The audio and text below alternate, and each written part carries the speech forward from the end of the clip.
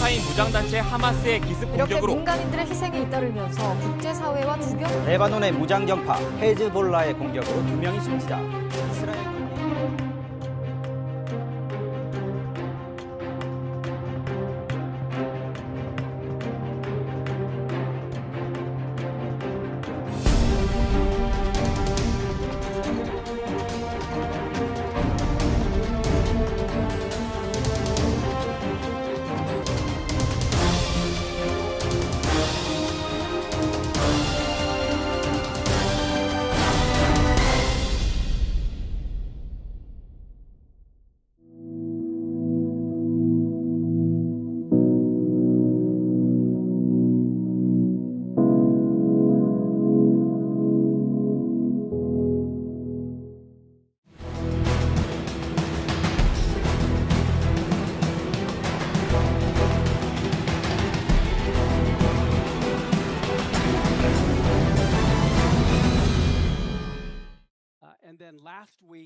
지난주 우리는 대체 신학을 다루면서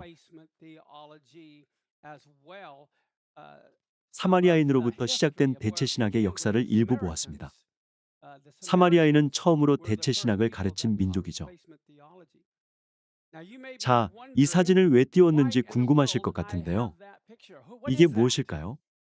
티본 스테이크이죠. 티본 스테이크 좋아하시나요? 그런데 여기에 문제가 있습니다. 다른 관점으로 살펴보죠. 이 사진에서 뼈에만 초점을 두면 뼈가 있으니 안 먹겠다고 할 겁니다.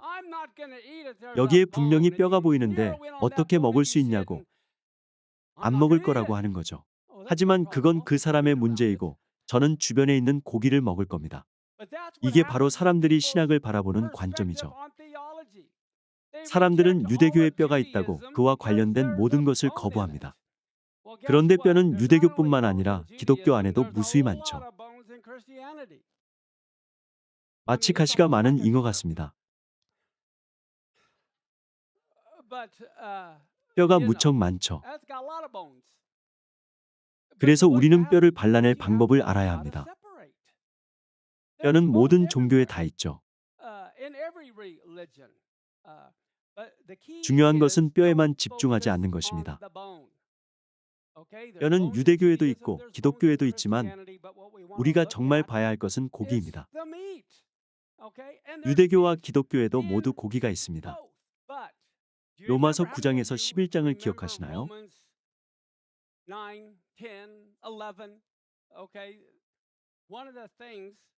고린도전서에서 바울은 우리가 부분적으로 알고 거울로 희미하게 본다고 말합니다. 우리가 거울로 희미하게나마 보지만 부분적으로 알 뿐이라고 하죠. 로마서 11장에서는 유대인 중 일부만 눈이 멀었다고 말씀합니다. 즉 유대인과 크리스천이 똑같은 상태라는 거죠. 둘 다 부분적으로만 압니다. 크리스천은 이 렌즈로 보고 유대인은 저 렌즈로 보며 서로 다른 관점을 가지고 있죠. 하지만 자신을 낮추고 다른 렌즈로도 보는 사람은 사진을 선명하게 볼 수 있습니다. 그러기 위해선 먼저 겸손해야 하죠. 저기에 뼈만 있다고 하는 게 아니라 고기도 있다고 할 수 있어야 합니다. 그런데 유대교와 기독교는 둘 다 서로의 뼈만 보고 고기를 보지 않죠. 자, 지난주 강의를 빠르게 복습해 보겠습니다. 열왕기하 17장 29절을 보면 그러나 각 민족이 각기 자기의 신상들을 만들어 사마리아 사람이 지은 여러 산당들에 두되 각 민족이 자기들이 거주한 성읍에서 그렇게 하여 말씀에 따르면 사마리아에는 확실히 주전 700년에 존재했습니다. 예수와께서 계시던 주 30년경까지 아주 오랫동안 존재했죠.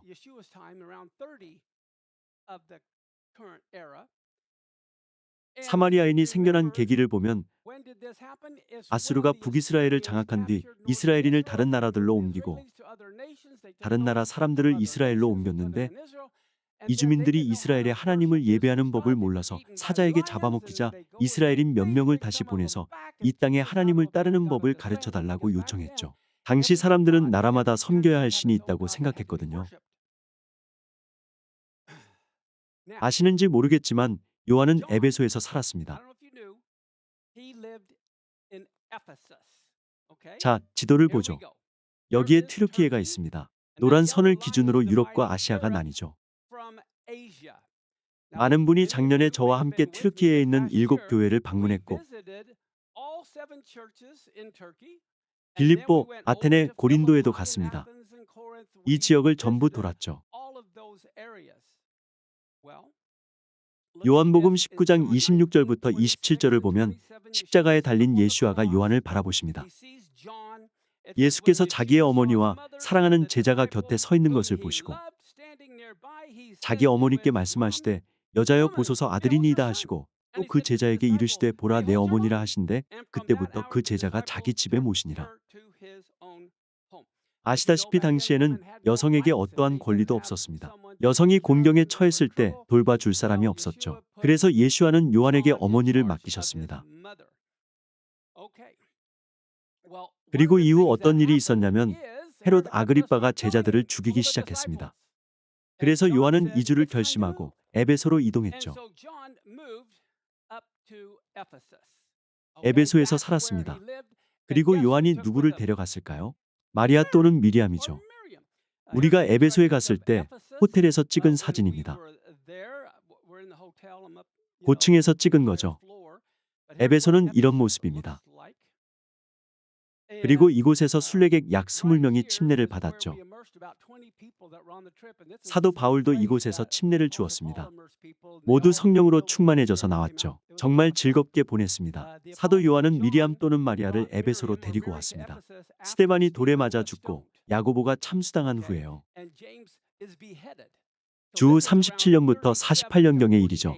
메시아가 돌아가시고 약 7년 뒤입니다. 상황은 점점 더 나빠졌죠. 헤롯 아그리빠는 주 41년에서 44년까지 통치했습니다. 이곳은 요한이 살던 곳이죠. 물론 이곳은 1세기, 4세기, 7세기에 보수됐고 1951년경에 다시 한번 보수됐습니다.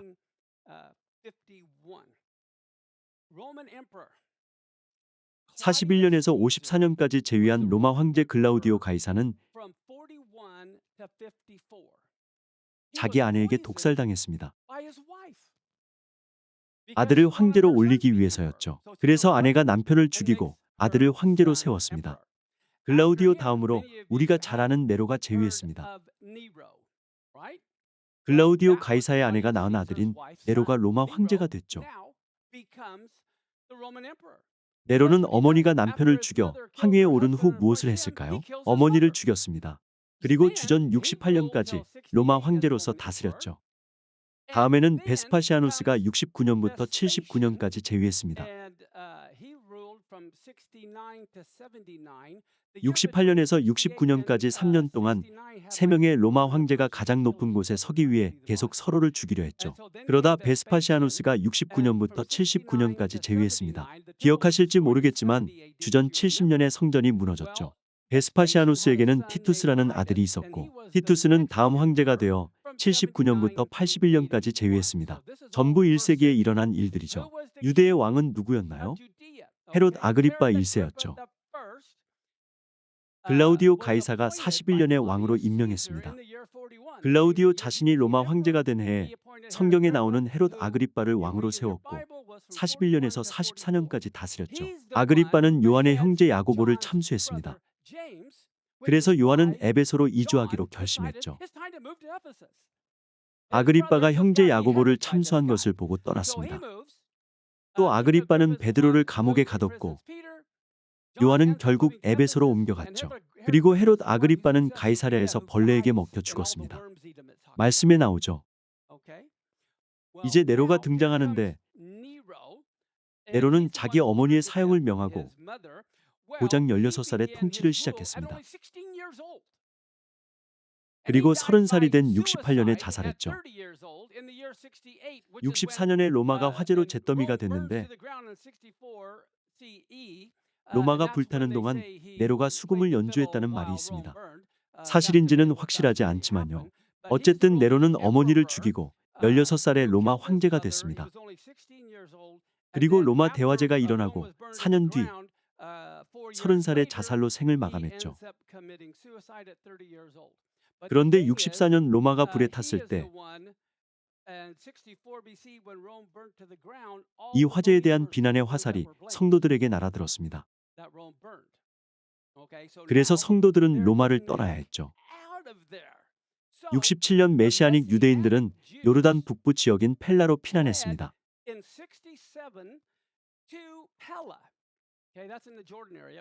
페트라가 아니라 펠라로 올라갔죠.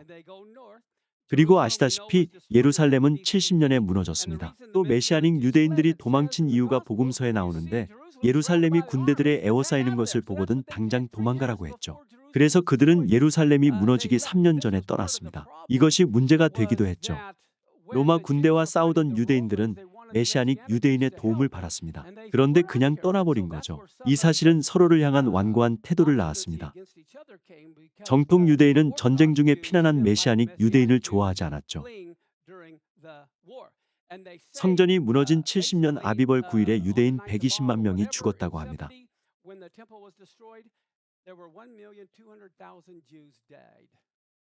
유대인 120만 명의 시신이 예루살렘 전역에 누였다고요. 남은 유대인은 무엇을 했을까요? 떠났죠. 로마 군대가 전부 죽이고 다녔으니까요. 그래서 그들은 회당에서 도망갔습니다. 그런데 로마 군대가 이방인 성도는 쫓지 않았기 때문에 회당에 들어온 이방인 성도는 이제 자신들이 대장이라고 생각했죠.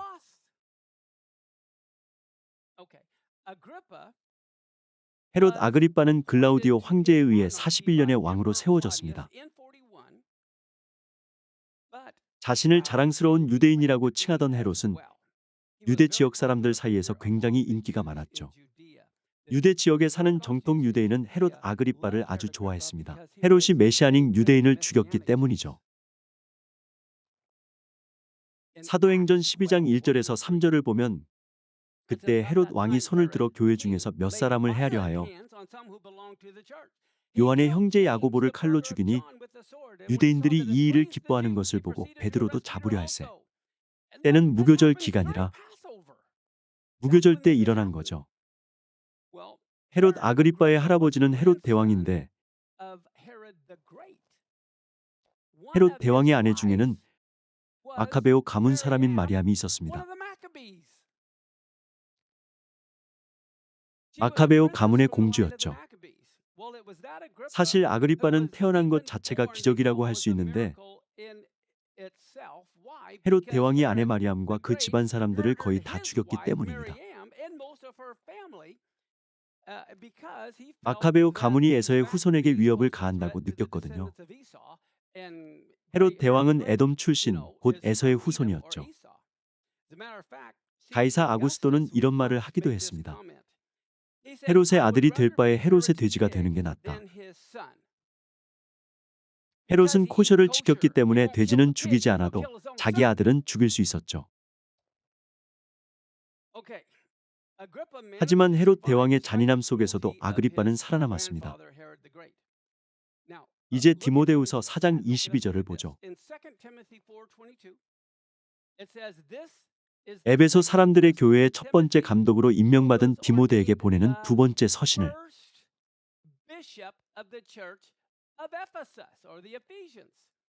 에베소의 첫 번째 감독은 디모데였습니다. 바울이 네로 앞에 두 번째 불려 나갈 때에 로마에서 써서 보내다. 이 일들이 일어난 시간대를 정리해 드리려는 겁니다.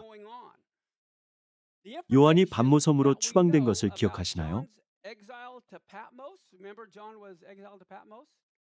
반모섬에 얼마나 있었죠? 2년 정도 있었습니다. 그 후 요한은 에베소로 돌아가 마리아를 부양했죠. 아실 수도 있지만 이 사실을 좀 더 살펴보겠습니다. 요한에 관해 우리가 아는 정보는 폴리캅을 통해 전해졌죠. 폴리캅이 누구인지 들어본 적 있으신가요? 한 번도 들어본 적 없는 분 계시나요? 폴리캅을 아는지 모르는지 헷갈리는 분 계시나요?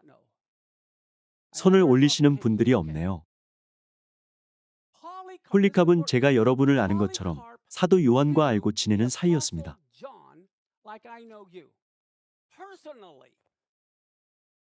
자, 어떤 일이 있었는지 살펴보죠.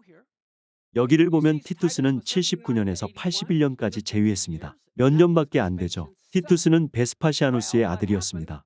그런데 이 79년부터 81년 동안 이방인 성도들이 주도권을 얻기 시작했죠. 그들은 토라나 히브리어에 관한 지식이 전무했고 헬라 철학을 도덕적 기반으로 두었죠. 그래서 그들이 회당을 장악하자 지난주에 다뤘던 요한일서 1장 9절 같은 일이 일어났습니다. 도드레베가 회당에 오는 유대인을 전부 배격했죠. 사도들과 유대인을 회당에 맞아들이는 이방인을 배격했습니다. 성전이 무너지고 10년 후 이런 일이 생겼죠. 네로가 자살한 뒤 내 황제의 해가 시작됐는데 갈바, 오토 비텔리우스가 황제로 등극했고 그 다음에 베스파시아누스가 황위에 올랐죠. 로마 원로원은 베스파시아누스를 황제로 승인했습니다. 이들은 모두 지휘관들로 서로를 죽이려 했고 마침내 로마 원로원은 베스파시아누스를 선택했죠. 지금까지 다룬 로마 황제들을 보면 글라우디오 가이사, 네로, 베스파시아누스, 티투스이죠. 티투스 다음에는 누가 올까요? 도미티아누스이죠. 도미티아누스는 베스파시아누스의 또 다른 아들이자 티투스의 형제였습니다. 1세기의 81년부터 96년까지 재위했죠. 다음에는 네르바가 황위에 올라 96년에서 98년까지 재위했습니다. 네르바는 로마 황제 도미티아누스를 살해했죠. 그리고 네르바의 양자인 트라야누스가 98년부터 117년까지 재위했습니다. 로마 황제들을 보면서 역사적으로 무슨 일이 있었는지 간략히 알려드리려는 겁니다. 조금 전 에베소의 첫 번째 감독이 누구인지 보았는데 로마의 첫 번째 감독은 누구였을까요? 81년에서 96년까지 재위한 도미티아누스가 95년에 요한을 반모섬으로 추방했고 요한은 그곳에서 계시록을 기록했습니다. 또 그때 요한은 26살 된 폴리캅을 서머나의 감독으로 임명했죠.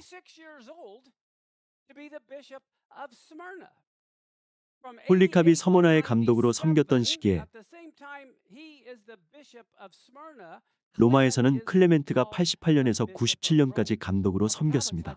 현재 가톨릭에서는 클레멘트를 교황이라고 부르지만 그는 교황이 아니라 감독이었습니다. 다른 감독들처럼 도시에서 사람들을 이끌었죠. 그러다 96년에 네르바가 로마 황제로 등극한 후 네르바는 요한을 반모섬에서 풀어줬고 요한은 에베소로 돌아갔습니다. 그리고 그때 요한이 요한복음과 요한일서부터 요한삼서를 기록했죠. 로마의 다음 감독으로는 에바리스토가 세워졌고 97년부터 105년까지 섬겼습니다. 폴리캅은 서머나의 감독으로 오랫동안 섬겼기 때문에 그때도 아직 감독이었습니다. 여기서 강조하고 싶은 점은 이렇게 튀르키예가 있고 작년에 우리가 방문한 7교회도 있습니다. 방금 말씀드린 것처럼 폴리캅은 서머나의 감독이었고 폴리캅의 제자인 폴리크라테스가 디모데 다음으로 에베소의 감독이 되죠. 에베소와 서머나가 얼마나 가까운지 보이시죠? 고작 몇 킬로미터밖에 안 됩니다. 이제 전부 다 외우셨죠?